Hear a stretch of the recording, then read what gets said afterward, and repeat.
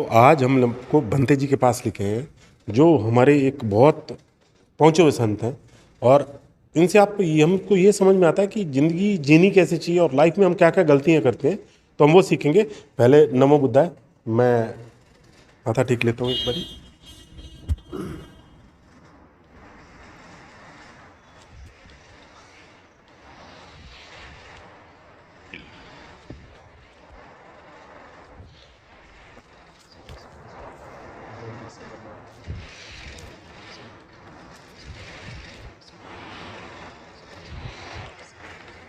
नमो बुद्धाय भंते जी। आज सबसे बड़ी बात है कि हम आप से मिलना हमारा लक है, किस्मत अच्छी है। तो आप हमको पूरा ऐसा थोड़ा सा ट्रिप्स बताइए जिसके बारे में बहुत धर्म के बारे में लोग जानता है। मैंने भी विपश्यना कर रखी है और सारी चीजें मेरे को बहुत ज्ञान है, लेकिन मेरी बात का मैं समझा नहीं सकता, इसीलिए एक वीडियो रिकॉर्ड करते हैं जो आप लोगों को धर्म के बारे में सही रास्ता। तो हम भगवान बुद्ध जो है तो उन्हें बुद्ध क्यों कहते हैं, यानी उनको सम्यक संबुद्ध क्यों कहते हैं? तो वो तो लोगों का, यानी लोगों की, ये तो हम ऐसा कहना चाहेंगे कि जिन लोगों को ज्ञान नहीं होगा तो वो भगवान बुद्ध को एक लिमिटेशन देंगे कि वो बुद्ध के है, बुद्ध समाज के जो आदमी है वो उनके है, या है ना। तो ऐसा कुछ नहीं है। भगवान बुद्ध जो है तो वो पूरे जो जितने भी इस संसार में जितने जाति के धर्म के जितने भी लोग हैं, तो उन्होंने लोगों के कल्याण के लिए ही बताया है, कल्याण के लिए ही बताया है। तो बुद्ध उस आदमी को कहते हैं कि जिस व्यक्ति ने अपना जो चित्त है, अपना जो माइंड है, तो वो टोटली 100% प्योर किया है, शुद्ध किया है। तो उसके बारे में भगवान बुद्ध ने 3-4 डेफिनेशन दिए हैं कि हमारा जो मन है, तो ये संसार के लोग दुखी क्यों है? तो जब चाहे तब मनुष्य हमारे अपने मन में क्रोध पैदा करता है, द्वेष पैदा करता है, दुर्भावना पैदा करता है, अहंकार या भय पैदा करता है। तो जिस किसी जाति का मनुष्य होगा तो ये मन में ये उत्पन्न करेगा ही, वो ये जनरेट करेगा ही। तो ये कुदरत का कानून है कि वो चाहे किसी भी समाज का हो, हिंदू हो, मुस्लिम हो, क्रिश्चियन हो, किसी भी समाज का हो, जो आदमी मन को मैला करेगा, प्रकृति का नियम है, निसर्ग का नियम है कि वो आदमी दुखी हो जाएगा। तो ये लॉ ऑफ नेचर है। तो भगवान बुद्ध जो बताते हैं तो वो लॉ ऑफ नेचर बताते हैं। निसर्ग के क्या नियम है? तो हम निसर्ग में रहते हैं, पृथ्वी पर रहते, हम निसर्ग में रहते हैं, तो हम पे वो सारे के सारे रूल लागू होते हैं। कोई व्यक्ति ऐसा नहीं कह सकता कि ये भगवान बुद्ध ने ये सिर्फ बौद्धों के लिए बताया है। ऐसा बोलना ये तो गलत है, बात है। पूरे सारे समाज सभी संसार के लिए। हाँ, तो वो सब, उनके पास कोई ये नहीं है कि ये इस जाति का आया है तो ये मैं उसको दूर करूंगा, ये तो मेरे जाति का नहीं है। ऐसा तो है ही नहीं है। शुद्ध चित्त के आदमी के पास जो कोई जाएगा तो वो उसको अपने पास ही समेट लेंगे, वो करुणा से, दया से समेट लेंगे। तो उनके लिए सिर्फ ये आदमी है सिर्फ, बस, इसके अलावा कुछ नहीं होगा, इसके अलावा कुछ नहीं है। तो भगवान बुद्ध के राह पर जो चलते हैं तो वो अपना दुख धीरे धीरे कम करते वो एक दिन तो, अगर उनको ये मार्ग अगर सच में समझ में आया अपने अनुभव के स्तर पर, तो वो निश्चित ही 100% वो अपने दुख से मुक्त होंगे। इस संसार के कोई भी आदमी दुखी नहीं रहना चाहता, कोई भी नहीं दुखी रहना चाहता। हर आदमी को लगता है कि मैं सुखी कैसे रहूं, मैं सुखी कैसे रहूं, लेकिन सुखी रहना कैसे है, उसके क्या नियम है वो लेकिन पता नहीं होने की वजह से गलत तरीके के राह पे चलते हैं, तो गलत तरीके के कर्म करते हैं, अकुशल कर्म करते हैं। अगर इसका एक एग्जाम्पल दे तो भगवान बुद्ध ने पंचशील दिए। अब यही उदाहरण से लेते हैं हम, ये लेंगे हम। तो पंचशील में भगवान बुद्ध ने कहा है कि प्राणी हिंसा मत करो, किसी जीव जंतु को कोई तकलीफ ना पहुँचे, तुम ऐसा कर्म मत करना तुम्हारे काया वाचा या मन से। चोरी नहीं करना, जो तुम्हारी वस्तु नहीं है वो उसको तुम झपट मत लेना। व्यभिचार नहीं करना, झूठ नहीं बोलना, चुगली नहीं करना, निंदा नहीं करना, किसी को फंसाना नहीं, या नशा पता नहीं करना। तो ये जो पंचशील है, अगर कोई आदमी कहेगा कि ये भगवान बुद्ध ने सिर्फ बौद्धों के लिए बताया है, तो ये सब जाति पे लागू करो। सभी जाति यही चाहते हैं। सब जाति चाहती है कि अगर ये पंचशील फॉलो, तो पंचशील ये निसर्ग के नियम है, लॉ ऑफ नेचर है। जो जो आदमी इस रूल को तोड़ेगा, इस 5 रूल को तोड़ेगा, वो दुखी हो ही जाएगा, हो ही जाएगा। और जो जो इस पंचशील को धारण करेगा, पंचशील को धारण करना माने लॉ ऑफ नेचर जो है, तो उसके अनुसार अपना जीवन ढालना, तो वो व्यक्ति सुखी रहेगा ही। तो उस आदमी के मन में कोई जाति वगैरह ये कुछ नहीं रहते, ये तो लोगों का अज्ञानपन है ना, सही बात। ऐसा है ये तो पूरा ज्ञान है कि ना। ये चीजें अगर जिंदगी में आ जाए तो कितनी खुशी मिलती है। हाँ, तो अगर हम जानते हैं कि अगर तो भगवान बुद्ध जो होते हैं तो वो विपश्यना का रिसर्च करते हैं, तो अपने अनेक जन्मों के पारमिकता के वजह से वो विपश्यना उसमें उनमें जग जाती है। तो विपश्यना जगने के बाद तो वो सारे दुखों से मुक्त हो जाते हैं। दुख माने जो चित्त को जो मैली करने वाली जो बातें हैं, भय है, क्रोध है, अहंकार है, दुर्भावना है, तो वो उससे मुक्त हो जाते हैं। तो वो खुद 100% सुखी हो जाते हैं। तो उनके मन में करुणा जागती है। ऐसे आदमी के मन में करुणा ही जागेगी, दया ही जागेगी कि मुझे जो ये सुख मिला है तो ये हर आदमी को मिलना चाहिए। तो वो पूर्ण अपना जो सब जीवन है तो वो उसके लिए व्यतीत करता है, खर्च करता है।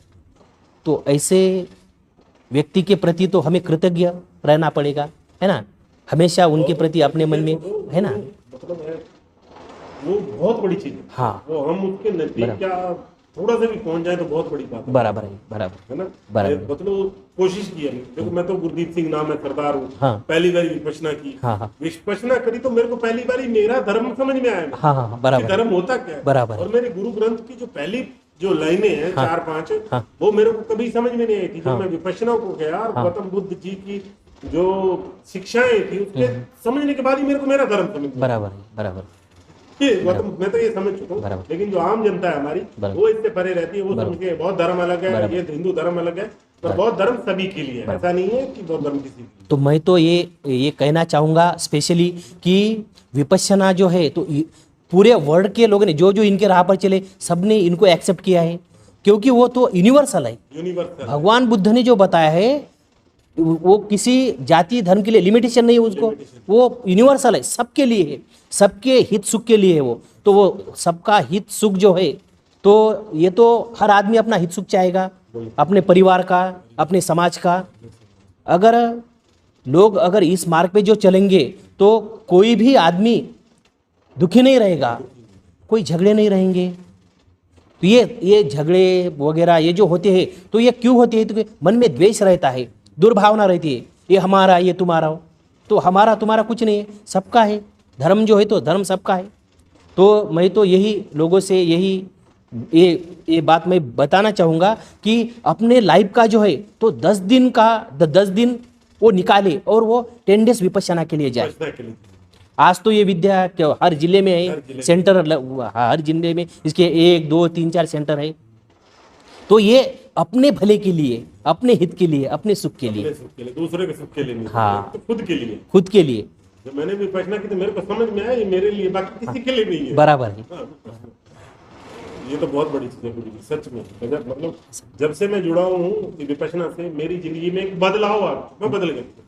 अच्छा, मैं अभी किसी के साथ भी बात करता, हाँ, किसी के साथ भी जाके सोता, हाँ, कहीं पे भी जाके रहता, हाँ, जिंदगी पूरी बदल गई। बराबर। नहीं तो पहले एक डर रहता था, मैं किसी से बात करूंगा क्या। अभी मैं रास्ते में जाता हूँ तो बोलता हूँ नमस्ते ताई, ये रास्ता किधर को जाता। हाँ, नहीं तो पहले सोचता लेडी से कैसे बात करें। हाँ, बराबर। मतलब वो चीज खत्म हो गई, जो गैप था वो बिल्कुल धीरे धीरे खत्म होना स्टार्ट। बराबर।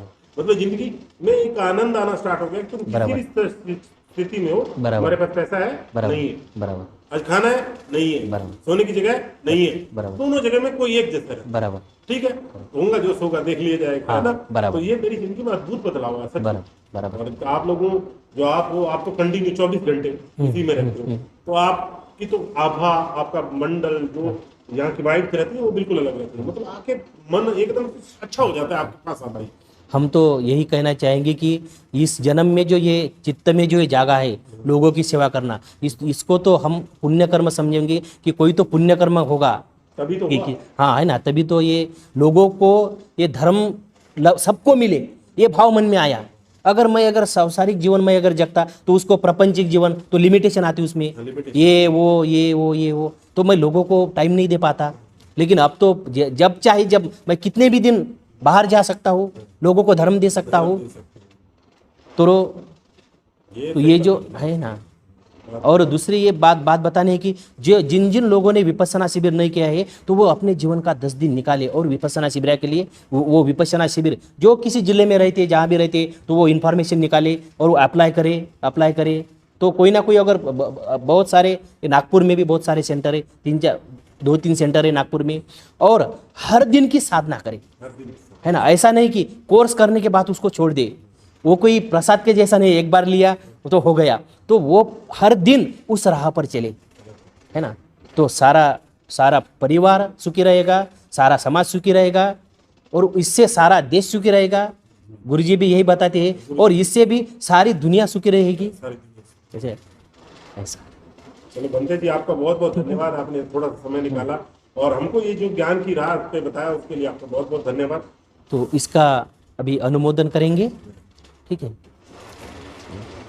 दुःख पथाचनी दुःखा, भय पथाचनी भया, शोक पथाचनी